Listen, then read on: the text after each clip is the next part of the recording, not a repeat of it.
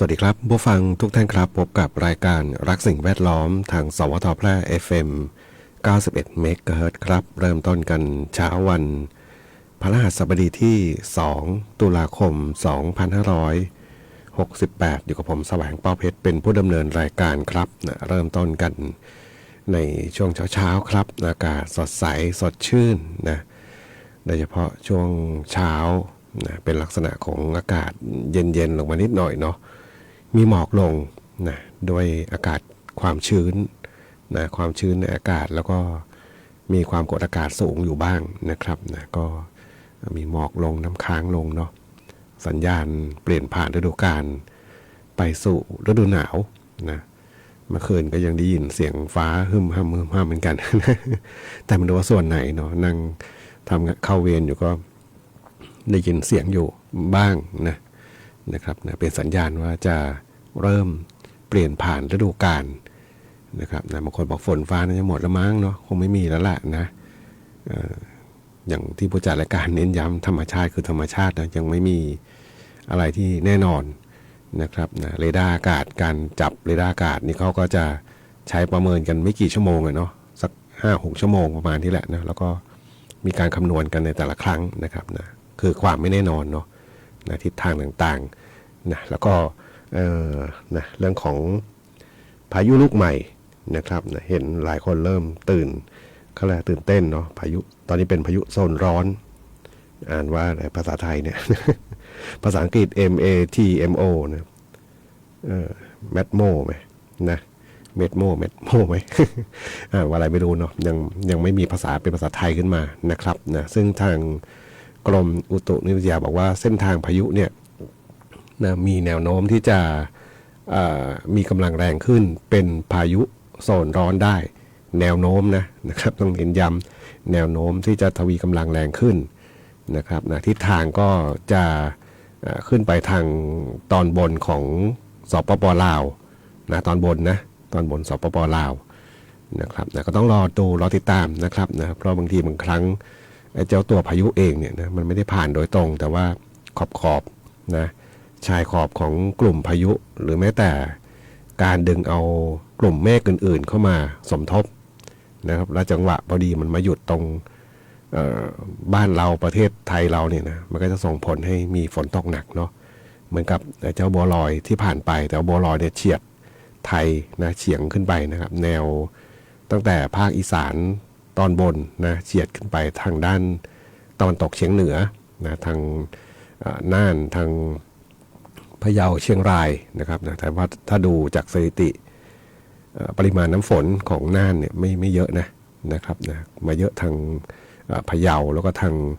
บ้านเราคือเมืองแพร่นะทางไปทางอำเภอวังชิ้นอำเภอลองอำเภอเด่นชัยแล้วก็อำเภอเมืองนี่ก็มีมากบ้างนะครับนะส่วนที่หนักสุดน่าจะเป็นจังหวัดอุตรดิตถ์นะทองแสนขันกับอำเภอน้ำปาดนะครับเมื่อวานใครที่ติดตามข่าวจะเห็นได้เลยว่าใช้คำว่าหนักหนาสาหัสได้เลยนะน้ำท่วมน้ำป่าไหลลงมา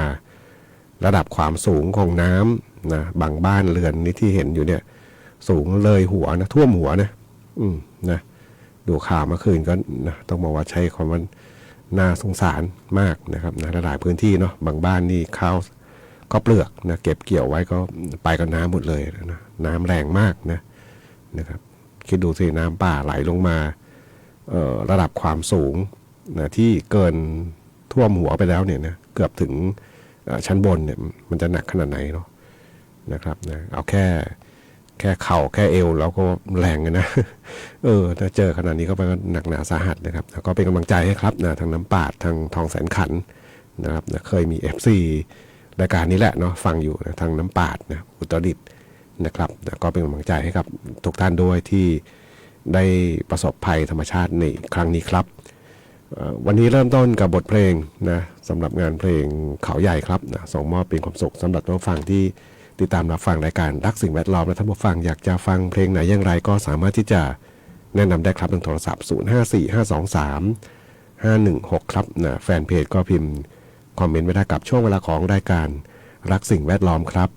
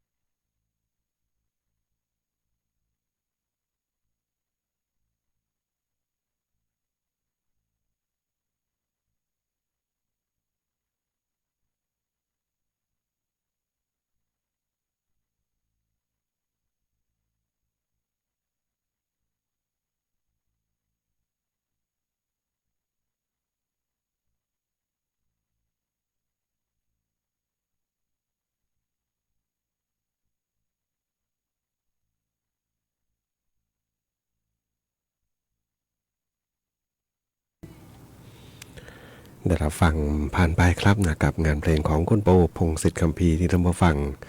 ได้ถามถึงเข้ามาครับนะกับบทเพลงปีกหักนะเป็นหนึ่งงานเพลงนะครับนะทำนาแทบตายขายตลาดเกวียนละ1,800นะก็เพลงเก่าๆเลยเนาะแต่ว่ายังถือว่ายังใช้ได้กับในยุคปัจจุบันเนาะเมื่อคืนนั่งดูข่าวนะครับนะผมจะดูข่าวไม่ได้ดูจาก TikTok ไม่ได้ดูจาก YouTube นะหรือแฟนเพจนะผมจะดูรายการที่เป็นรายการสดๆหรืออาจจะเป็นบันทึกเข้าไว้ทั้งหมดนะดูให้ครบถ้วนเนาะเมื่อคืนดูเรื่องของเกี่ยวกับเศรษฐกิจนะอาจารย์วีระธีรพัฒน์นะครับนะพูดถึงหลายๆเรื่องเนาะโดยเฉพาะประเทศไทยนะเรื่องของเศรษฐกิจเรื่องของการใช้จ่ายเงินต่างๆนะครับเขาบอกเศรษฐกิจประเทศไทยเนี่ยเงินทั้งหมดทั้งมวลมันไม่คือส่วนหนึ่งมันไม่ได้เกิดจากการเอาไปค้าขายมาได้ผลกำไรนะครับมันเกิดจากแค่ได้มาแล้วก็จ่ายในสิ่งที่ไม่ได้เป็นงอกเงยได้เป็นผลกำไรขึ้นมานะครับก็ว่าจริงเนาะ คือเราคิดถึงการใช้จ่ายในยุคปัจจุบันอย่าว่าแต่คนทำงานเงินเดือนเนี่ยเนาะคนที่หาเช้ากินค่ำเนี่ยนะโดยส่วนใหญ่ไปซื้ออะไรนะไม่ได้บางทีก็ไม่ได้เป็นสิ่งที่ซื้อมาไม่ได้สร้างอะไรที่มันเป็นผลกำไรงอกเงยขึ้นมานะแล้วก็เรื่องของเศรษฐกิจไม่ใช่เป็นเฉพาะไทยเรานะไม่ใช่เป็นเฉพาะไทยอย่างเดียวนะมันลุกลามนะจากตั้งแต่สงครามนะรัสเซียยูเครนนะตั้งแต่อเมริกานะเรื่องทรัมป์ขึ้นภาษีนะมันสะเทือนไปหมดเนาะกระบวนการต่างๆมันสะเทือนไปหมดนะแล้วมันค่อยๆลุกลามไปนะโดยที่เราไม่รู้นะไม่รู้ตัวเนาะนะครับไม่รู้ตัวนะว่ากันว่าไตรมาสสุดท้ายของปีนี้นะนี่เขาฟังจากวิเคราะห์บอกมันน่าจะโดยปกติใกล้สิ้นปีมันน่าจะมีกระแสเขาเรียกนะการวิเคราะห์นะเศรษฐกิจดีนะมันคึกคักคนอยากจะใช้จะจ่ายกันแต่ว่าเขาบอกมันจะการวิเคราะห์มันจะแย่ลงเนาะหมายถึงว่าคนจะไม่ค่อยจะใช้จ่ายเพราะไม่มีเงินใช้จ่ายเอาละนั่นคือการวิเคราะห์ของเขาเนาะนะครับเนี่ยแต่ถามว่าชีวิตจริงใช่ไหมนะมันก็น่าจะใช่นะ กระบวนการซื้อสินค้าของเราเนี่ยนะโดยส่วนใหญ่ก็คือได้เงินมาใช้จ่ายไปแล้วก็บางทีก็ไม่ได้เป็นสิ่งที่สร้างอะไรเม็ดเงินเพิ่มเติมขึ้นมานะครับก็นะรอดูเนาะเพราะว่ารัฐบาลใหม่เข้ามาก็มีเรื่องของเติมเงินให้กับบัตรสวัสดิการนะที่เขาบอกบัตรคนจนเนี่ยนะแล้วก็มีการเติมเข้าไปนะแล้วก็คนละครึ่งนะครับนะเงินขายหลักเกณฑ์ต่างๆก็เริ่มทยอยชัดเจนขึ้นมานะว่ากันว่านี่แหละนะจะช่วยกระตุ้นให้นะครับนะเขาบอกว่าเพราะคนกลุ่มนี้ยังไงก็ต้องใช้เงินนะนะยังไงก็ต้องใช้เงินนะครับนะก็จะมากระตุ้นเศรษฐกิจได้นะครับนะก็น่าจะเป็นผลดีเนาะจะได้คึกคักขึ้นมานิดหนึ่งคนที่ทำมาค้าขายนะครับนะจะได้มีเงินหมุนเวียนเนาะเพราะว่าเศรษฐกิจไทยคือไม่ใช่เฉพาะประเทศไทยหรอกนะมันเป็นทั่วโลกนะกระบวนการต่างๆกว่ามันจะมาถึงไทยเราเนี่ยนะบางทีมันสมมติเราส่งออกไปอเมริกาไม่ได้เห็นไหมเงินทองต่างก็ไม่ได้ละนะหรือแม้แต่การย้ายฐานการผลิตทำไมถึงย้าย กลับไปดูต้นเหตุทำไมถึงย้ายนะบางทีค่าแรงบ้านเรามันแพงไงเนาะถ้าเทียบกับข้างบ้านเราเนี่ยนะครับแรกๆก็เห็นมีย้ายไปเวียดนามนะผมเคยไปซื้อเครื่องใช้ไฟฟ้ายี่ห้อหนึ่งนะครับนะเขาบอกเขาย้ายโรงงานจากไทยไปแล้วนะเป็นเครื่องใช้ไฟฟ้าญี่ปุ่นยี่ห้อหนึ่งดีหมายถึงว่าประสิทธิภาพทางด้านเนี้ยเขาดีมากนะครับนะเขาบอกว่าแต่ว่าย้ายไปเพื่อนบ้านเราละนะย้ายไปเวียดนามนะครับนะถามคนขายบอกก็จะมีที่เหลือตกค้างอยู่บางอย่างหมายถึงว่าสินค้าที่เขายังจำหน่ายอยู่เนาะรุ่นใหม่ๆเขาก็บอกว่าอาจจะไม่ค่อยแนะนำเท่าไหร่ละเพราะว่าสต็อกอะไรนะสต็อกอะไรสินค้าต่างๆอาจจะเริ่มน้อยลงอะไรประมาณนี้เนาะอันนี้ก็คือข้อมูลเนาะหมายถึงว่าเรื่องที่เราฟังจากคนที่เขาขายสินค้าให้เรานะครับเขาบอกว่าโรงงานมันสู้ค่าแรงไม่ไหวแล้วตัวเขาเองก็ต้องเปลี่ยน เป็นเซลล์ขายยี่ห้อนี้ก็ต้องเปลี่ยนไปขายยี่ห้ออื่นเนาะ อันนี้ก็ว่ากันไปเนาะเรื่องของเศรษฐกิจนะพูดเรื่องเงินเรื่องทองแต่เช้าเลยทองแพง นะครับขอบคุณผู้ฟังที่ติดตามรับฟังแล้วก็ถามไทยเพลงเข้ามานะครับในช่วงเวลาของรายการรักสิ่งแวดล้อมครับฟังเพลงนี้ดีกว่าครับนะหยุดท้อนะของเคียส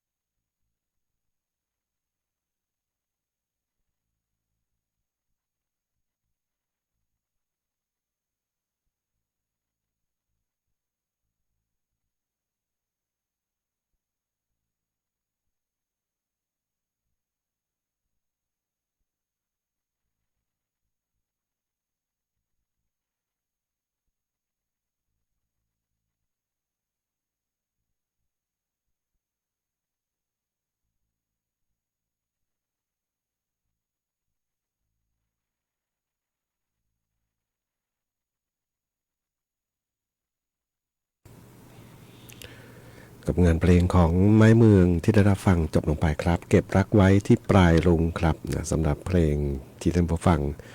ท่านนึกเข้ามาในช่วงเวลาของรายการรักสิ่งแวดล้อมทางสวทแพร่ FM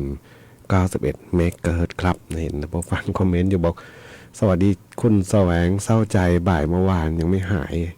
ขอเพลงขอไม้กับเรือเจ้าอ่านแว็บแรกผมคิดว่าเรื่องฝนตกน้ำท่วมนะลืมไปเมื่อวานวันที่1เนาะ น่าจะผิดหวังอะนะไม่เป็นไรครับนะเดี๋ยวมีโอกาสแก้ตัวใหม่เนาะ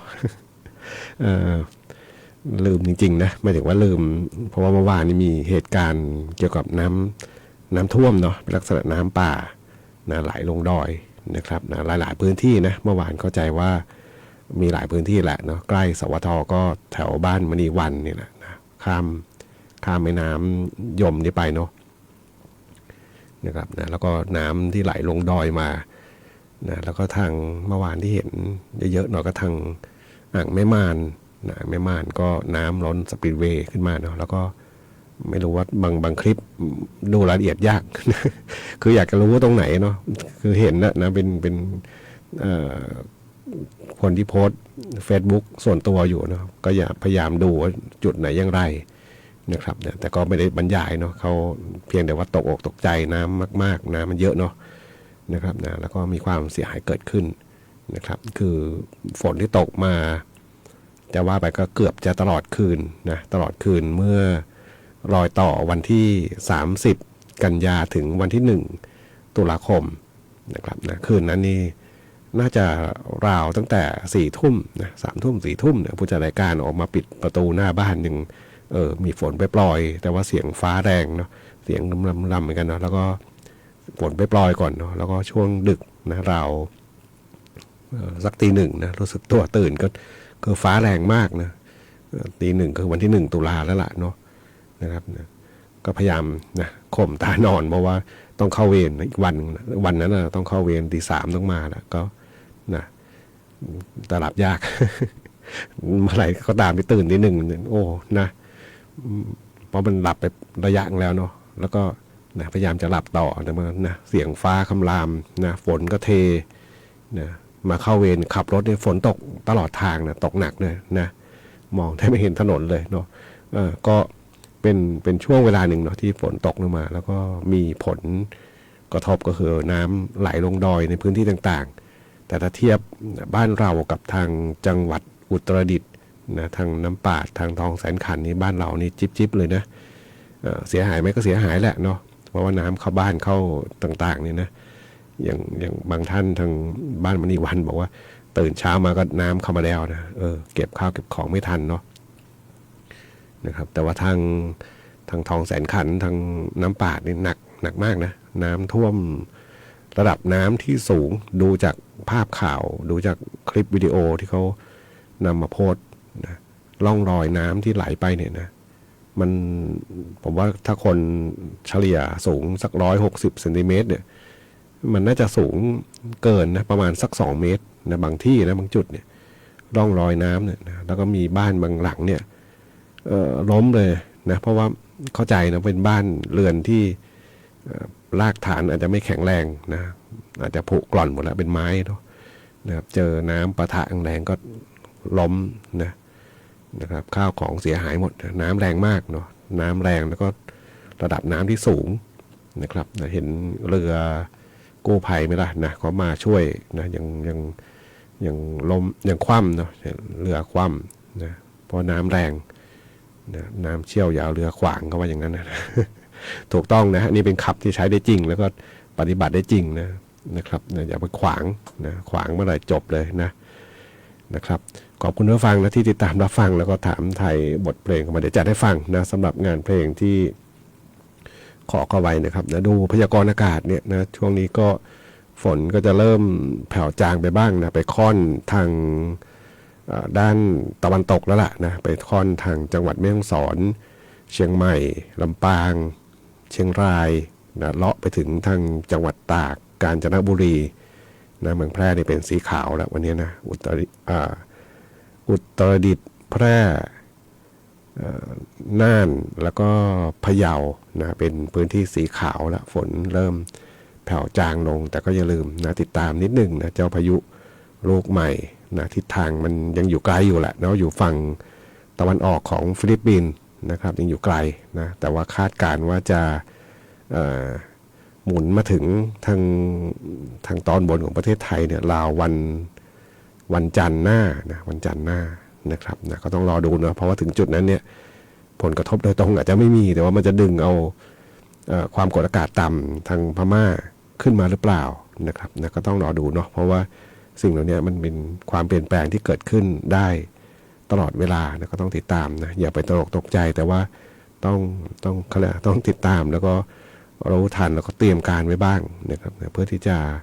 ทำให้เราอยู่รอดปลอดภัยนะครับนะอยู่ใต้ฟ้าก็ต้องปรับตัวนะฝืนไม่ได้เลยกฎเกณฑ์ธรรมชาติเลยนะบางทีดูเหมือนจะไม่มีฝนเยอะนะอย่างบัวลอยเห็นไหมนะหลายๆสำนักข่าววิเคราะห์บอกเป็นอะไรนะไม่ค่อยน่าสนใจเท่าไหร่เพราะมันแรงหมุนไม่เยอะใช่แรงหมุนไม่เยอะแต่ว่า ถ้าดูเรดาร์เมฆฝนมันเยอะนะดูเรดาร์กลุ่มที่เป็นฝนนะเพราะเรดาร์จะดูได้สองส่วนเรดาร์ที่หมุนของลมกับกลุ่มเมฆนะเมฆมันก้อนใหญ่นะครับแล้วไม่มีใครจะรู้ว่ามันจะตกหนักจุดไหนนะครับนะก็ติดตามนะเรื่องของดินฟ้าอากาศได้ทางอาจจะเป็นเว็บไซต์ทางแฟนเพจของกรมอุตุนิยมวิทยาครับวันนี้รายการรักสิ่งแวดล้อมทางสวทแพร่ FM 91 เมกะเฮิรตซ์มาถึงช่วงท้ายรายการครับคงต้องนำรายการท่านผู้ฟังก่อนพบกันใหม่ในวันพรุ่งนี้ขอความสุขความโชคดีจงมีแต่คุณผู้ฟังทุกท่านสวัสดีครับ